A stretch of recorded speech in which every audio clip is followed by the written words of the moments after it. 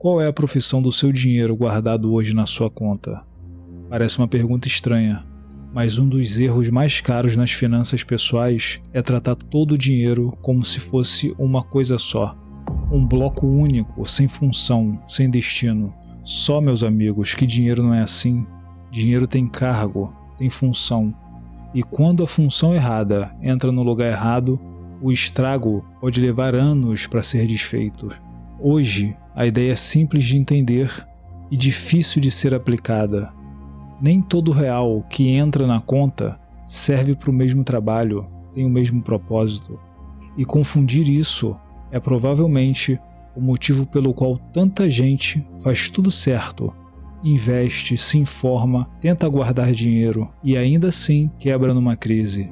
Pensa numa empresa que funciona bem, o time de vendas não fecha a contabilidade, o jurídico não decide o marketing, cada área tem um papel e o problema começa quando alguém tenta fazer 3 cargos ao mesmo tempo. O resultado é sempre pior do que se cada um tivesse feito só o seu. Com o dinheiro é igual, ele muda de função dependendo do momento da vida de quem guarda, e o mesmo real que deveria estar protegendo pode estar, sem ninguém perceber, arriscado demais, ou o contrário, parado onde ele deveria estar rendendo. O problema nunca é ter pouco dinheiro, o problema é ter dinheiro sem uma função definida. Existem 3 cargos que o dinheiro pode exercer: o construtor, o protetor e o pagador. 3 cargos, 3 lógicas, 3 horizontes de tempo completamente diferentes. E a raiz da maioria dos desastres financeiros está em botar o construtor para fazer o trabalho do protetor ou vice-versa. Essa é a investigação de hoje.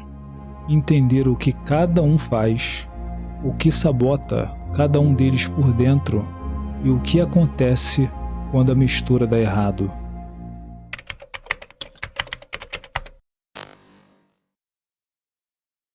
O construtor é o dinheiro que entra na bolsa, em fundos, em ativos de longo prazo. A função dele é uma só: crescer o patrimônio ao longo das décadas. E aqui mora o primeiro erro comportamental clássico, o viés do excesso de confiança. Depois de uma sequência de meses bons na bolsa, é comum a pessoa achar que entendeu o jogo e aumentar a aposta justamente no pico, exatamente quando o risco de queda é maior. O excesso de confiança não vem da falta de informação, vem do sucesso recente sendo confundido com competência permanente. Existe outro viés que anda junto, o viés da recência. O cérebro dá peso desproporcional ao que acontece há pouco tempo. Se o mercado subiu nos últimos 6 meses, a sensação é de que vai continuar subindo para sempre. Se caiu, a sensação é de que nunca mais sobe. Nenhuma das 2 sensações costuma corresponder com a realidade histórica do mercado. O construtor, para funcionar, precisa de uma coisa que a maioria das pessoas trata como um detalhe: o tempo para errar. Um investimento de longo prazo pode cair 20%, 30% e ainda assim entregar um retorno excelente em 10 anos, desde que ninguém seja obrigado a vender no meio da queda. E é exatamente aqui que o segundo cargo entra em cena, porque o que obriga alguém a vender na pior hora nunca é o mercado, é falta de outro tipo de dinheiro, o dinheiro do dia a dia. Mas tem quem pense: se eu colocar tudo no construtor, meu dinheiro rende muito mais. E rende, de fato, no papel, no gráfico bonito, na simulação de juros compostos. O problema é que o gráfico não paga o boleto em um mês que o cliente sumiu, o salário atrasou ou o carro quebrou. Rentabilidade que a pessoa é obrigada a vender fora da hora deixa de ser rentabilidade e vira um prejuízo realizado. Antes de seguir para o segundo cargo, um parêntese rápido. Se essa ideia de organizar dinheiro por função já mudou a forma como alguém aqui pensa sobre a própria reserva, vale se inscrever no canal agora, porque os próximos capítulos vão detalhar exatamente como calcular quanto vai para cada bolso.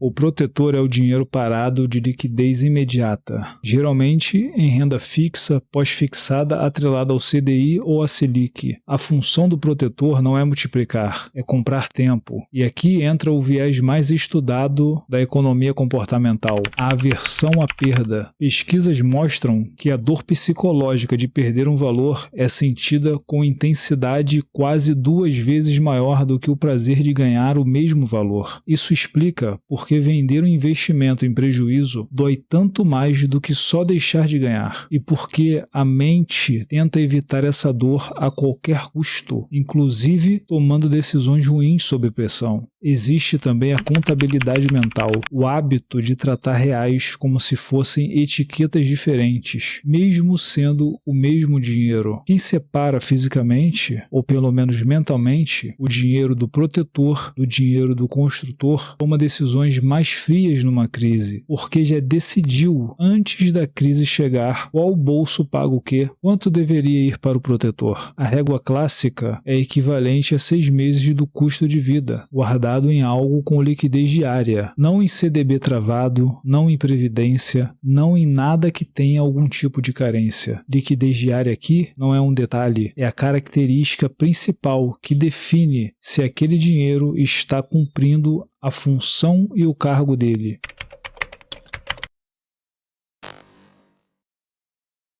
O terceiro cargo é o mais esquecido de todos, porque o retorno dele só aparece décadas depois, o pagador. Esse é o dinheiro que lá na frente vai substituir o salário, previdência privada, parte de carteira de ações focada em dividendos, imóveis geradores de renda, tudo que um dia vai pagar as contas sem que ninguém precise vender patrimônio para viver. E o viés comportamental que sabota esse cargo tem nome: desconto hiperbólico, ou viés do presente. O cérebro humano valoriza desproporcionalmente uma recompensa imediata em relação a uma recompensa futura, mesmo quando a recompensa futura é matematicamente muito maior. É o mesmo mecanismo que faz alguém preferir R$100 hoje a 200 daqui a um ano, mesmo sabendo racionalmente que esperar valeria mais a pena. Aplicado à aposentadoria, o viés do presente é devastador. Contribuir para o pagador hoje significa abrir mão de consumo palpável agora, em troca de um benefício que só vai aparecer daqui a 20, 30 anos, abstrato demais para competir com o desejo concreto hoje. É por isso que tanta gente entende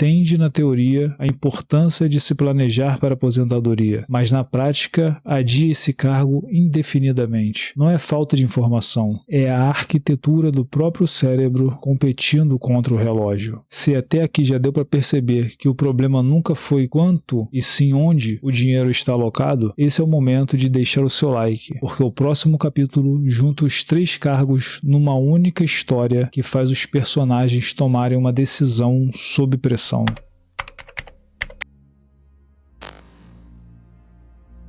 Lucas e Mateus são 2 profissionais autônomos, ambos com o mesmo padrão de vida.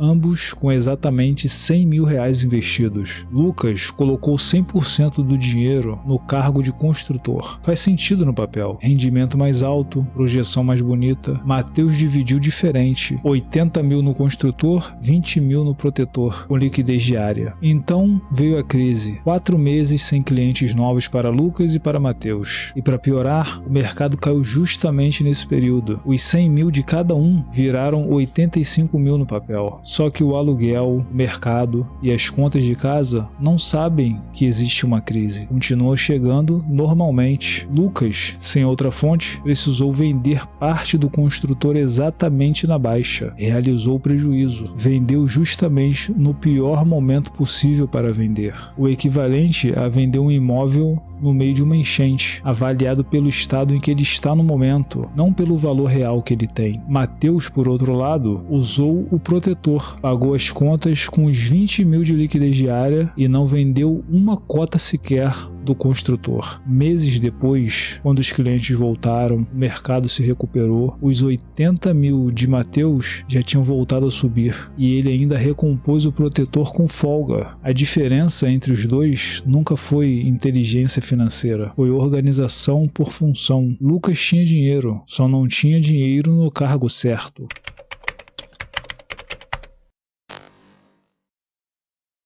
Pensa em 3 baldes, lado a lado. O balde protetor precisa estar sempre cheio. Liquidez, 6 meses de custo de vida, sem exceção. O balde construtor só recebe o que sobra depois que o protetor está garantido, porque só assim ele pode aguentar as quedas sem ser mexido fora da hora. E o balde pagador recebe uma fatia constante, sem falta, mesmo que seja pequena, desde cedo, porque o viés do presente só perde para uma coisa: hábito automatizado, que não depende da força de vontade todo mês. Patrimônio constrói riqueza, liquidez constrói liberdade e consistência no pagador constrói o direito de um dia escolher não trabalhar. Educação financeira de verdade nunca foi só sobre aprender a investir, é sobre entender que cada real tem um cargo e que colocar o dinheiro certo para trabalhar no lugar errado é o jeito mais silencioso de sabotar o próprio futuro. Então fica a pergunta, hoje olhando para a própria reserva, quantos cargos estão realmente preenchidos e quantos estão vazios sem ninguém ter percebido? Deixa a resposta no comentário. E se esse vídeo abriu alguma coisa na sua cabeça, se inscreve no canal, deixa seu like e ativa o sino das notificações. Tem muito mais nessa linha vindo por aí.